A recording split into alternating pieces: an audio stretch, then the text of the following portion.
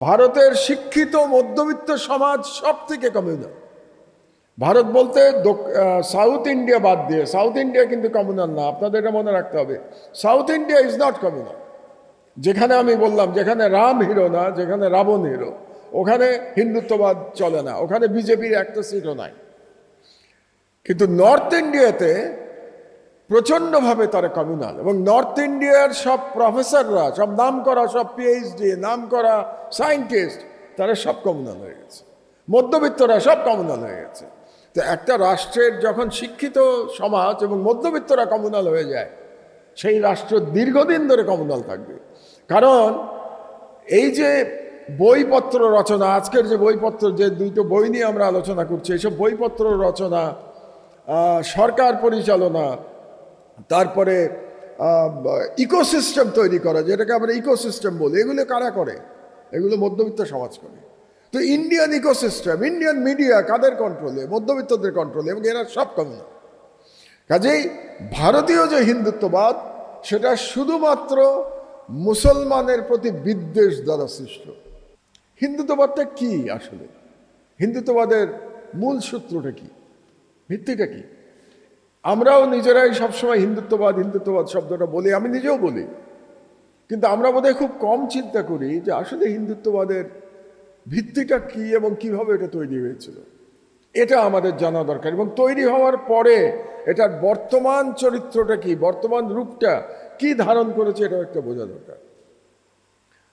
আমি যদি একেবারে 1757 সালে চলে যাই, পলাশির যুদ্ধে, তো পলাশির যুদ্ধে ব্রিটিশরা কাদেরকে হারিয়েছিল? মুসলমান শাসককে হারিয়েছিল। এবং মুসলমান শাসককে যেহেতু হারিয়েছিল, এবং মুসলমানদের প্রায় তখন, আমরা যদি সেই কুতুবুদ্দিন আইবেক বলতে ঘুরি এবং কুতুবুদ্দিন আইবেকের দিল্লি বিজয় চিন্তা করি, সেটা হলো 1192 সালে। তো 1192 থেকে 1757 পর্যন্ত এই উপমহাদেশ মুসলমানরা শাসন করেছে। এই পিরিয়ডটা, মাঝখানে কিছু ডিফারেন্স থাকতে পারে, বাট মোটামুটি এই পিরিয়ডটা মুসলমানরা শাসন করেছে। এবং 1757 সালে নবাব সিরাজউদ্দৌলার পতনের মধ্য দিয়ে মুসলমানদের পতন শুরু হয়ে যায়, মানে তাদের শাসন ব্যবস্থার পতন শুরু হয়ে যায়। তো তখন হিন্দুরা কিন্তু মোটামুটি ব্রিটিশদের তারা সাপোর্ট করেছিল, কারণ তারা মনে করেছিল যে তারা সংখ্যাগরিষ্ঠ, মুসলিমরা সংখ্যালঘিষ্ঠ ছিল।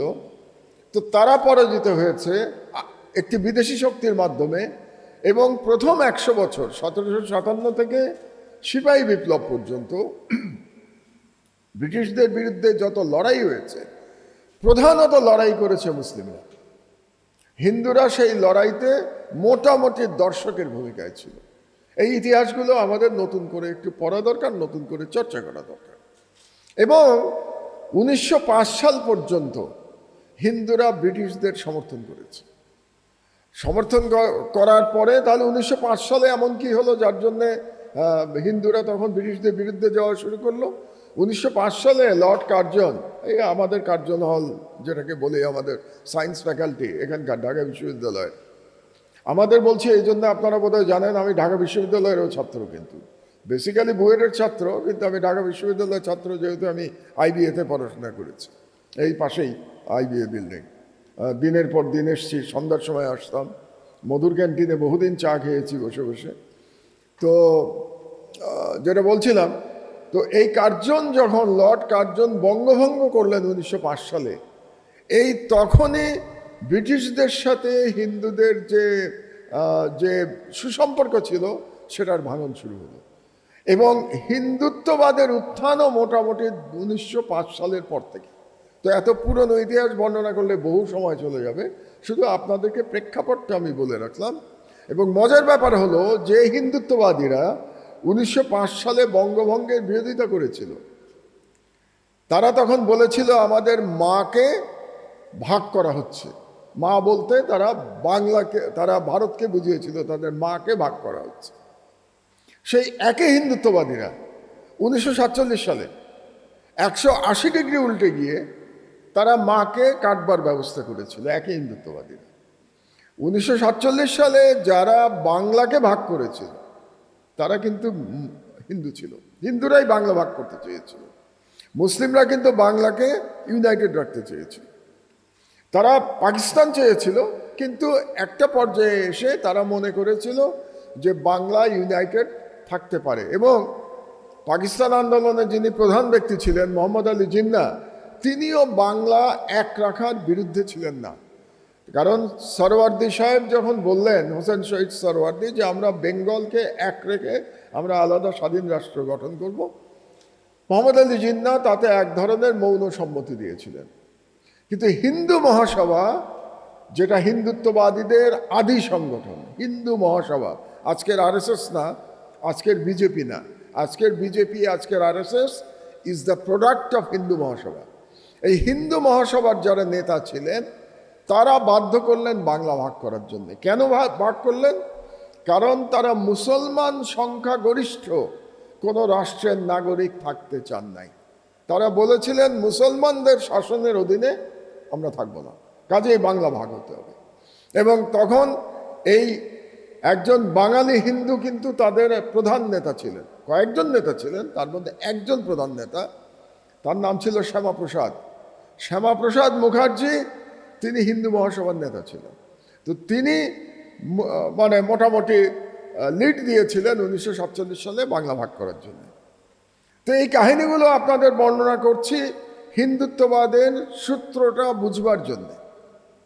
হিন্দুত্ববাদের মজার ব্যাপারটা হচ্ছে, হিন্দুদের ভগবান তো অনেক, একটা ভগবান না। আমি কিন্তু আগেই বলে রাখি, আমি হিন্দুদের যে সমস্ত পৌরাণিক বইপত্র আছে, হিন্দুদের ধর্মগ্রন্থ যেগুলো আছে, সেগুলো মোটামুটি পড়বার চেষ্টা করেছি, আমি পড়েছি। তো হিন্দুদের অনেকগুলো ভগবানের মধ্যে আপনারা দেখুন, বেঙ্গলে মেইন কার পূজা করা হয় আপনারা তো সবাই জানেন। কোন পূজাটা সবচেয়ে বড় বাংলায়? দুর্গা পূজা। তাহলে হিন্দুদের প্রধান ভগবান বাংলায় মা দুর্গা, তারা তো তাই বলে, তাই না? দুর্গা। এবং আরেকজনেরও পূজা করা হয় বাংলায়, চৈতন্যদেবের নাম শুনেছেন তো বোধহয়, না? চৈতন্যদেব কার পূজা করতো জানেন? চৈতন্যদেব কার কথা বলে তার আন্দোলন শুরু করেছিল? চৈতন্যদেব কোথায় ছিল জানেন? কোথাকার লোক ছিলেন? নদিয়ার লোক ছিলেন। এবং চৈতন্যদেবের যে আন্দোলন সেটা করেছিলেন তিনি কৃষ্ণের নামে। তার মানে শ্রীকৃষ্ণ, যেটাকে বলা হয় জন্মাষ্টমী, জন্মাষ্টমীতে তো বাংলাদেশে ন্যাশনাল হলিডে থাকে, তাই না? শ্রীকৃষ্ণের জন্মদিনে বাংলাদেশে ন্যাশনাল হলিডে থাকে। ন্যাশনাল হলিডে, কিন্তু এটা শুধু হিন্দুদের জন্য না, ন্যাশনাল হলিডে। তাহলে চৈতন্যদেব যে লড়াই শুরু করেছিলেন সেটা বেসিক্যালি ধর্মের নামে লড়াই হলেও সেই লড়াইটা ছিল কিন্তু মুসলমান শাসকদের বিরুদ্ধে। আমাদের এখানে অনেকে বলার চেষ্টা করেন যে আমাদের যে বাউল ধারা, এই ধারাটা এক ধরনের সেকুলার ধারা, এটা বলার চেষ্টা করেন, এবং এই ধারাটা এক ধরনের ধর্মীয় ধারা। কিন্তু আসলে বাউল যে প্রধান যে লড়াইটা বা যে আন্দোলন শ্রী চৈতন্য শুরু করেছিলেন সেটা মুসলমান শাসকের বিরুদ্ধে শুরু করেছিলেন। So it was essentially it was A anti Muslim movement ছিল। এটা আপনাদেরকে বোঝা দরকার। এটা অনেকেই আমরা হয়তো জানি না, আমরা নাম শুনেছি চৈতন্যদেবের, তিনি কি করতেন আমরা জানি না। তো তাহলে দুজন আমরা ভগবান পেলাম বাংলার হিন্দুদের ক্ষেত্রে, প্রধান ভগবান। এছাড়া তো লক্ষ্মী, সরস্বতী, গণেশ আরও নাম আছে, কিন্তু তারা তো সবাই আপনারা জানেন তারা দুর্গা এবং শিবের পুত্রকন্যা। শিব হচ্ছে আরেকজন ভগবান। এবং তাহলে বাংলার হিন্দুদের ক্ষেত্রে প্রধান যে ভগবান হিন্দুদের সেটা হলো দুর্গা এবং কৃষ্ণ। তাহলে রাম কোথা থেকে আসলো? ইন্ডিয়াতে প্রধান এই মুহূর্তে হিন্দুত্ববাদের প্রধান আইকনকে, ইন্ডিয়ান হিন্দুত্ববাদের রাম। তাহলে রাম ছিল নর্থ ইন্ডিয়ানদের প্রধান দেবতা হচ্ছে রাম। ইস্ট ইন্ডিয়ার প্রধান দেবতা দুর্গা এবং কৃষ্ণ। আবার মহারাষ্ট্রের প্রধান দেবতা হচ্ছে গণেশ। ওখানে গণেশ পূজা সব থেকে বেশিভাবে উদযাপন করা হয়। গণেশ হলো দুর্গার পুত্র।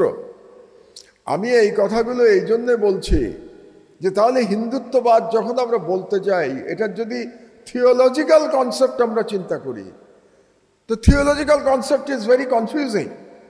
কারণ এতগুলো ভগবান থাকলে হিন্দুত্ববাদ কার কথা বলছে, কার আদর্শ নিয়ে আগাচ্ছে? আমাদেরকে যখন ইসলামিস্ট বলা হয়, আমরা তো সোজা বলি আমাদের এক আল্লাহ এবং আল্লাহর এক রসুল হযরত মুহাম্মদ সাল্লাল্লাহু আলাইহি ওয়াসাল্লাম। That is the fundamental of Islamist. Fundamental হচ্ছে আল্লাহ এবং আল্লাহর রসুল, একজন। কিন্তু হিন্দুদের ক্ষেত্রে এতগুলো ভগবান। তাহলে হিন্দুত্ববাদ, আচ্ছা রাম কোত্থেকে আসলো? রাম হলেন, আগেই বললাম, রামায়ণ থেকে এসছে রাম, তাই না? রামায়ণের কাহিনী থেকে রাম। মহাভারতে কিন্তু রামের নাম নাই। মহাভারত ওদের দুটো আপনার পৌরাণিক বই, একটা হচ্ছে মহাভারত আর একটা রামায়ণ। মহাভারত শ্রীকৃষ্ণের কাহিনী, মহাভারত অর্জুনের কাহিনী, অর্জুন পঞ্চপাণ্ডবের কাহিনী হলো মহাভারত, আর রামায়ণ হলো রামের কাহিনী। আবার সাউথ ইন্ডিয়াতে যদি যান, তাহলে সাউথ ইন্ডিয়াতেও কিন্তু হিন্দুরা থাকে।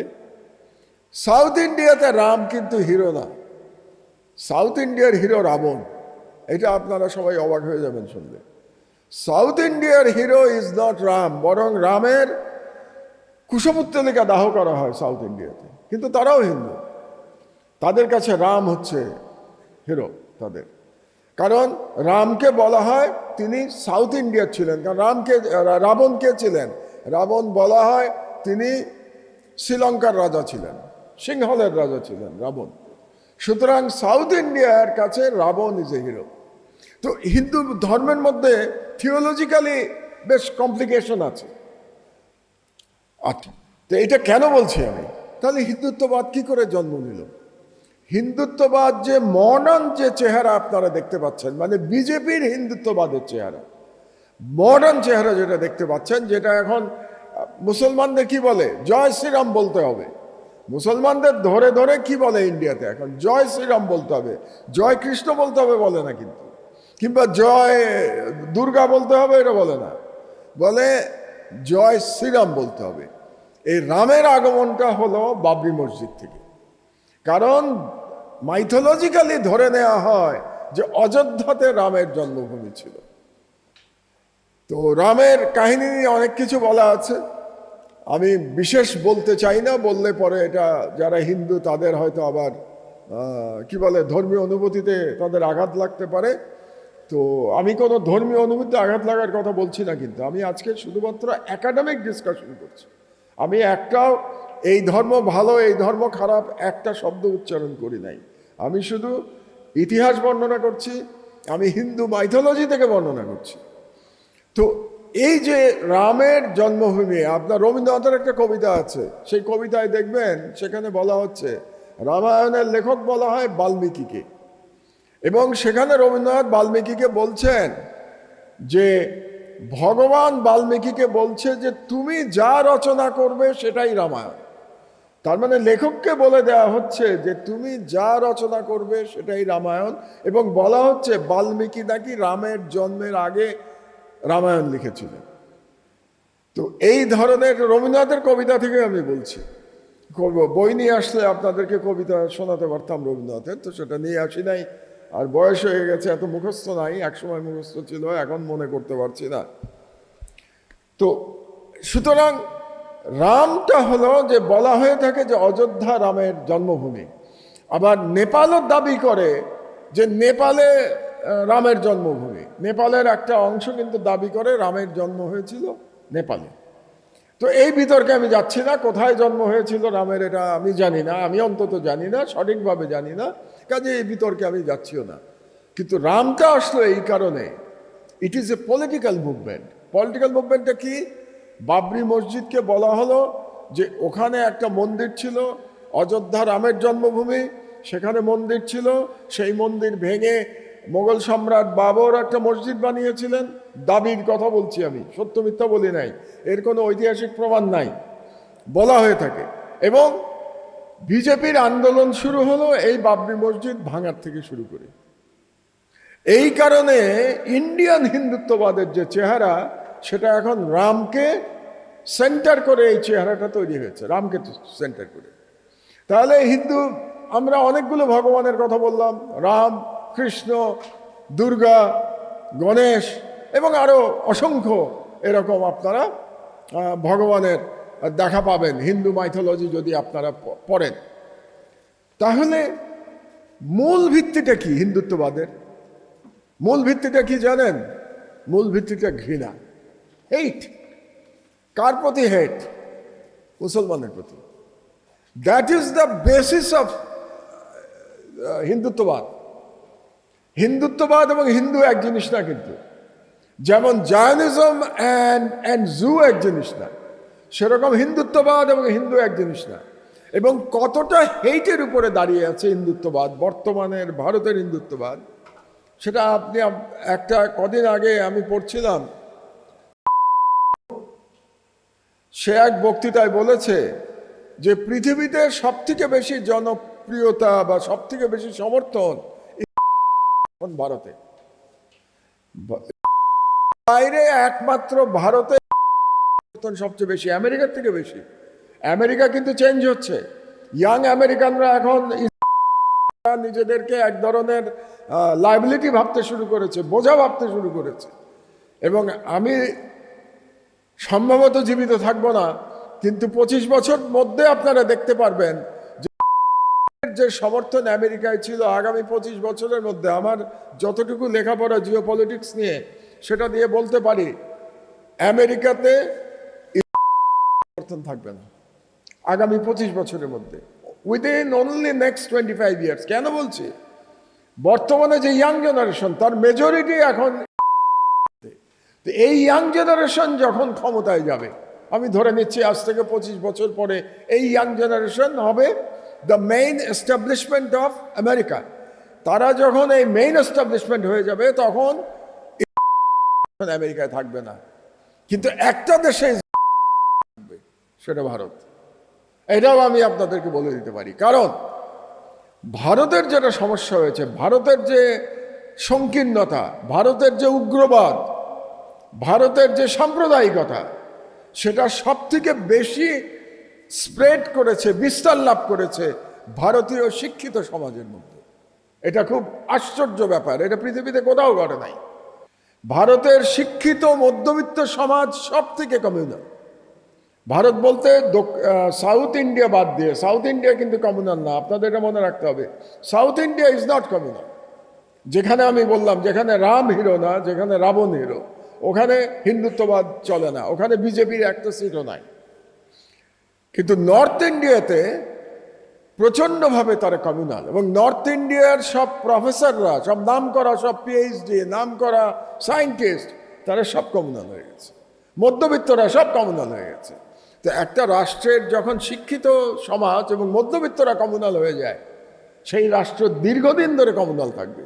কারণ এই যে বইপত্র রচনা, আজকের যে বইপত্র, যে দুটো বই নিয়ে আমরা আলোচনা করছি, এইসব বইপত্র রচনা, সরকার পরিচালনা, তারপরে ইকোসিস্টেম তৈরি করা, যেটাকে আমরা ইকোসিস্টেম বলি, এগুলো কারা করে? এগুলো মধ্যবিত্ত সমাজ করে। তো ইন্ডিয়ান ইকোসিস্টেম, ইন্ডিয়ান মিডিয়া কাদের কন্ট্রোলে? মধ্যবিত্তদের কন্ট্রোলে, এবং এরা সব কমিউনাল। কাজেই ভারতীয় যে হিন্দুত্ববাদ, সেটা শুধুমাত্র মুসলমানের প্রতি বিদ্বেষ দ্বারা সৃষ্ট। এটা হচ্ছে বাস্তবতা, এটা আমাদের মনে রাখতে হবে। তো সেই জন্যে এই যে বইটা, আমি মনে করি হিন্দুত্ববাদী চরমপন্থা বইটা, যদি ভারত সম্পর্কে আপনার জানার ইচ্ছা থাকে, এই বইটা পড়া দরকার। আমার খুব পছন্দ হয়েছে বইটা। আরেকটা কারণে পড়া দরকার, আপনি বলতে পারেন ভারত আর এক দেশ, তারটা আমার পড়ার দরকারটা কি? আমার দরকার আছে, কারণ ভারত আপনার সর্ববৃহৎ প্রতিবেশী।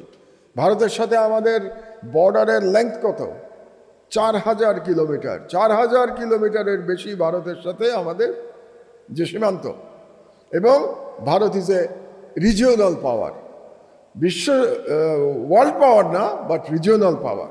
এবং ভারতের অ্যাটমিক বম আছে, পারমাণবিক শক্তি আছে। So militarily and economically Bharat আমাদের থেকে অনেক বেশি শক্তিশালী, এতে কোনো সন্দেহ নাই। তার মানে কি ভারতকে ভয় পেতে হবে? অবশ্যই না।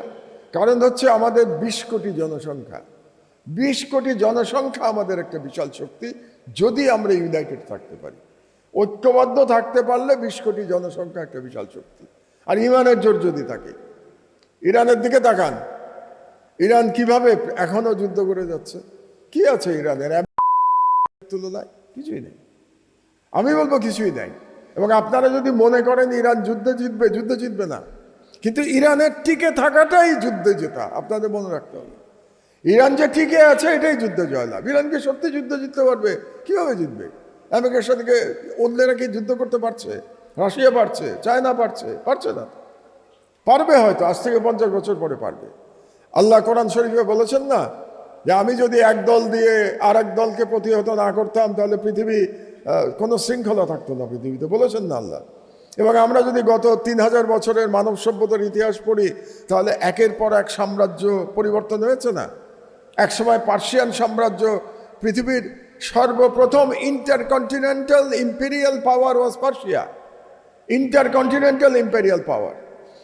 এজন্য বলছি যে পার্সিয়া কোথায়? পার্সিয়া এশিয়াতে, কিন্তু গ্রিস পার্সিয়ার অধীনে ছিল, গ্রিস ইউরোপে। সুতরাং ইউরোপের একটা বড় অংশ পার্সিয়ার অধীনে ছিল, ইন্ডিয়া পার্সিয়ার অধীনে ছিল।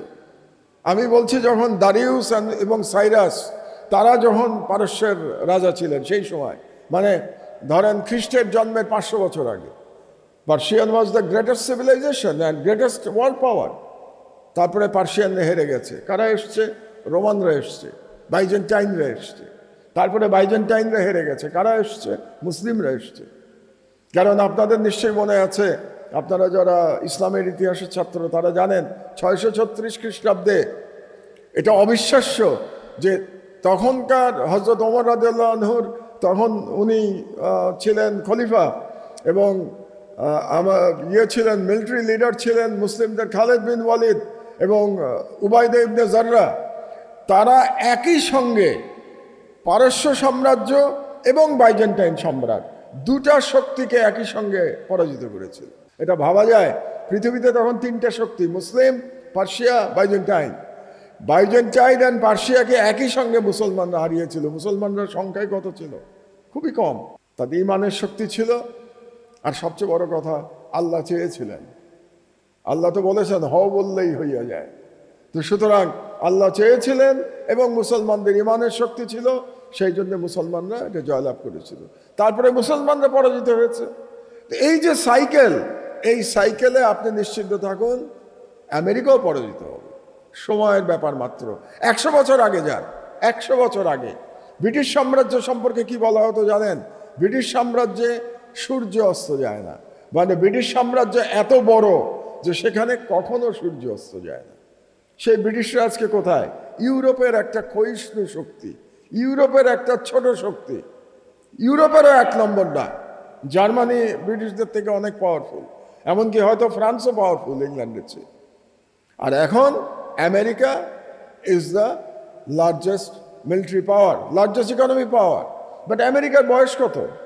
আমেরিকার বয়স 250 বছর। আমি যদি আমেরিকার রাষ্ট্রের বয়স চিন্তা করি, 250 বছরের দেশ, নাথিং, কোনো ইতিহাস নাই। মেবি 50 বছর পরে দেখবেন আমেরিকার 1 নম্বর নাই। আল্লাহর নিয়মই তাই। আল্লাহ এইভাবেই এক দলকে আর এক দল দিয়ে প্রতিহত করবেন, যেটা কোরআন শরীফে আল্লাহ বলেছেন। তো যে কথাটা আমি বলার চেষ্টা করছিলাম সেটা হলো আমাদের জন্যে ভারতের রাজনীতি বোঝাটা খুব জরুরি। এটা বুঝতে হবে আমাদেরকে, এবং বুঝতে পারলেই আমরা প্রস্তুত থাকতে পারবো। যাতে করে আমাদের কি ইচ্ছা? আমাদের ইচ্ছা হচ্ছে আমাদের স্বাধীনতা রক্ষা করা। এই তো, আমাদের তো কোনো টেরিটোরিয়াল অ্যাম্বিশন নাই। আমরা তো অন্য কোনো দেশের জায়গা চাচ্ছি না, আমরা তাদের সম্পদ দখল করতে চাচ্ছি না। আমরা আমাদের স্বাধীনতা নিয়ে, আমাদের ইসলাম নিয়ে আমরা বাঁচতে চাচ্ছি। এটাই তো আমাদের কাম্য। এবং আমাদের মেইন এক্সটার্নাল থ্রেট কে? Main external threat Bharat. কারণ ভারত সবচেয়ে বড়, ভারত সবচেয়ে শক্তিশালী। এই কারণে ভারত আমার, এবং ভারত আমার নেইবার, এই কারণে ভারত আমার সবথেকে বড় থ্রেট। শত্রু শব্দটা আমি ব্যবহার করছি না, আমি বলছি হুমকি, সবচেয়ে বড় হুমকি আমার জন্য। সুতরাং তাকে যদি মোকাবেলা করতে হয় তাহলে শুধু গায়ের জোরে মোকাবেলা করলে হবে না, ইন্টেলেকচুয়ালি মোকাবেলা করতে হবে। একটু আগে আমি প্রফেসর সাহেবকে বলছিলাম, মুসলমানের পতন হয়েছে যেদিন আমাদের ইন্টেলেকচুয়াল পতন হয়েছে, সেদিন আমাদের পতন হয়েছে। আজকেও তো সারা পৃথিবীর 50% এনার্জি মুসলমানদের হাতে। কিন্তু আজকেই আমার দেশে বোধহয় একটা স্টোরি আছে যে টপ 15 জিডিপির মধ্যে কোনো মুসলমান দেশ নাই। আমার দেশ আমার পত্রিকাতেই আছে আজকে, টপ 15-এর মধ্যে কোনো মুসলিম কান্ট্রি নাই জিডিপিতে। এক্সপোর্ট আইটেমের মধ্যে 80% এক্সপোর্ট আইটেম ওয়ার্ল্ড ট্রেডে সব মুসলিম ওয়ার্ল্ডের বাইরে। তো আপনি কিভাবে ফাইট করবেন? আপনি ইকোনমিক্যালি পারবেন না, আপনি মিলিটারিলি পারবেন না। আপনার মিলিটারি আরব বিশ্বগুলো কি করছে? সব মার্কিন যুক্তরাষ্ট্র থেকে অস্ত্র কিনছে। শুধু আরব বিশ্ব কেন, টার্কির মতো দেশ মার্কিন যুক্তরাষ্ট্র থেকে অস্ত্র কিনছে। তো আপনি মার্কিন যুক্তরাষ্ট্রের কাছ থেকে অস্ত্র কিনে নিজেকে রক্ষা করবেন? পারবেন না তো রক্ষা করতে। তাহলে কেন কিনতে হচ্ছে আপনাকে মার্কিন যুক্তরাষ্ট্রকে অস্ত্র? বিকজ আপনি আপনার অস্ত্র বানানোর টেকনোলজি আপনার কাছে নাই। টেকনোলজি নাই কেন? কারণ আপনি ইন্টেলেকচুয়ালি পরাজিত হয়ে গেছেন। আব্বাসিদ খলিফার সময় মুসলিম ওয়ার্ল্ড ইন্টেলেকচুয়ালি 1 নম্বরে ছিল, এই জন্যই তারা এত পাওয়ারফুল ছিল। খলিফা মামুন যখন খলিফা ছিলেন, তখন যে বাইতুল হিকমা, সেখানে সব দুনিয়ার, আজকে আমেরিকার কথা বলি না আমরা, যে নোবেল লরিয়েটরা সব আমেরিকা, আর বাইতুল হিকমাতে সব পৃথিবীর যত ব্রেন সব বাইতুল হিকমাতে ছিল তখন। তা আমরা যদি আবার নতুন করে বাইতুল হিকমা তৈরি করতে না পারি, তাহলে আমরা এই 200 কোটি মুসলমান থাকবো, কিন্তু অত্যাচারিত হতে হবে, যেভাবে ভারতে মুসলমানরা অত্যাচারিত হচ্ছে। নামাজ পড়ার অধিকার নাই, নিজের ধর্মের অধিকার নেই, নিজের বাড়িতে নামাজ পড়তে পারে না। এটা বাদই দেন, মসজিদ বাদই দেন, যে মসজিদে নামাজ পড়তে, নিজের বাড়িতে, ইউপিতে নিজের বাড়িতে ছাদে নামাজ পড়ছিল, অ্যারেস্ট করে নিয়ে গেছে যে ছাদে নামাজ পড়তে পারবা না, নামাজ পড়তে হবে ঘরের ভিতরে, নিজের বাড়ির ছাদে নামাজ পড়তে পারে না। মুশকিল হচ্ছে যে আমাদের দেশে এগুলো নিয়ে আমরা আলোচনা করি না, আমরা আলোচনা করতে সংকোচ বোধ করি। কেন সংকোচ বোধ করি? আমরা বানিয়ে না বললেই তো হলো। আপনি বানিয়ে কথা বলবেন না, আর আপনি এমন কিছু বলবেন না যাতে আমাদের দেশের সংখ্যালঘুরা নিরাপদ না থাকে, এরকম কিছু বলবেন না। কিন্তু তাই বলে অন্য দেশে মুসলমান ভাইদের উপর অত্যাচার হবে আর আমরা চুপ করে থাকবো? প্রশ্নই আসে না। এটাই হচ্ছে সবচেয়ে বড় কথা। কাজেই আমি মনে করি এই যে দুটো বই আজকে আমরা মোড়ক উন্মোচন করতে যাচ্ছি কিছুক্ষণ পরে, এটা অত্যন্ত ভালো কাজ করেছেন যিনি করেছেন, আনাস প্রকাশক যারা লিখেছেন, তাদেরকে আমি মোবারকবাদ জানাই। এবং এই কাজটা আমাদের অব্যাহত রাখতে হবে। সেটাতে আপনি মানুষ আসুক আর না আসুক, এরকম অনুষ্ঠানে উপস্থিতি কম হোক বেশি হোক, ওই যে একটা কথা আছে, আবার সেই রবীন্দ্রনাথের কথা বলতে হয় যে যদি তোর ডাক শুনে কেউ না আসে তবে একলা চলো রে। তো একলাই চলতে হবে, সমস্যা কি? আমি একবার বলেছিলাম, আপনার একটু আগে বলেছিলেন, আমি একাই লড়াই করব। আজ থেকে কখন? তখন জুলাই বিপ্লব কারো মাথায় ছিল না, 2018 সালে। আজকে তো 2026 সালে আমরা কথা বলছি। 2018 সালে আমি বলেছিলাম আমি একলাই লড়াই করি। তা আমার সাধ্য মতো আমি করেছি, যতটুকু সাধ্য ছিল। এর চেয়ে বেশি সাধ্য আল্লাহ আমাকে দেন নাই। যতটুকু আল্লাহ দিয়েছেন আমি লড়াই করবার চেষ্টা করেছি, এবং এই লড়াইটা আমাদের অব্যাহত রাখতে হবে। তবে লড়াইটা অব্যাহত রাখতে গেলে আপনি ইন্টেলেকচুয়ালি আপনাকে সুপিরিয়র হতে হবে। ইন্টেলেকচুয়াল সুপিরিয়রিটি আপনি যদি না করতে পারেন, তাহলে আমি সাকসেসফুলি লড়াই করতে পারবো না। তো আমি মনে করি এর মাধ্যমে আমাদের পথ চলা শুরু হবে, এবং এই ধরনের আরও অনেক বই রচিত হবে, এবং আনাস আরও মন খারাপ না করে আরও অনেক বই সে প্রকাশনা করবে। আমি তাকে ধন্যবাদ জানিয়ে আমার বক্তব্য শেষ করছি। আল্লাহ হাফেজ। বাংলাদেশ জিন্দাবাদ।